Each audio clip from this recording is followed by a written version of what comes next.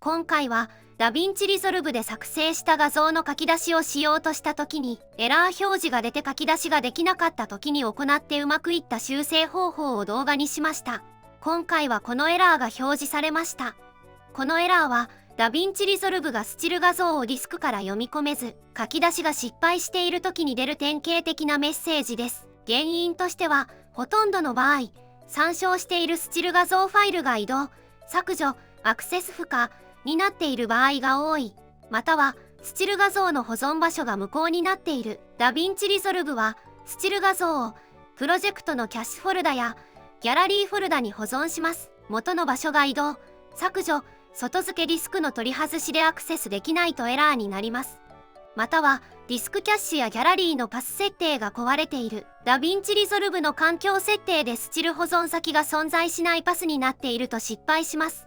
またはディスクのアクセス権限不足、保存先フォルダに読み書き権限がない場合もエラーになります。今回は C ドライブに保存するようになってたので D ドライブに保存するように変更するとエラーが解消されました。その工程を動画にしましたのでよかったら参考にしてください。プロジェクトを開いてファイルをクリック、プロジェクト設定をクリックします。作業フォルダーのところのアドレスを変更します。今回は D ドライブにダヴィンチフォルダーを作成してそこにキャッシュとスチルを保存するように変更。キャッシュファイルの場所の右にあるブラウズをクリックします。作成したダヴィンチフォルダーに移動。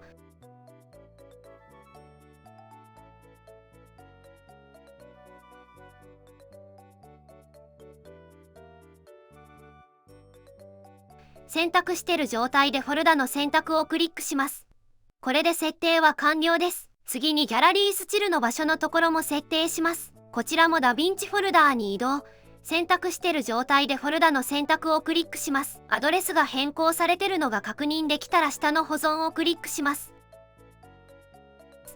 これでプロジェクト設定は完了です。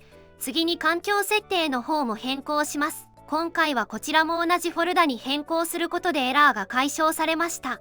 ダヴィンチリゾルブをクリック、環境設定をクリックします。メディアストレージロケーションの内容を変更します。追加をクリックします。これでプロジェクト設定と同じフォルダーを設定します。D ドライブのダヴィンチフォルダーを選択した状態でフォルダーの選択をクリックします。これで一覧のところに追加されます。ダイレクト入出力のところをクリックするとチェックが入ります。ここでチェックの付け外しが可能です。設定ができたら下の保存をクリックします。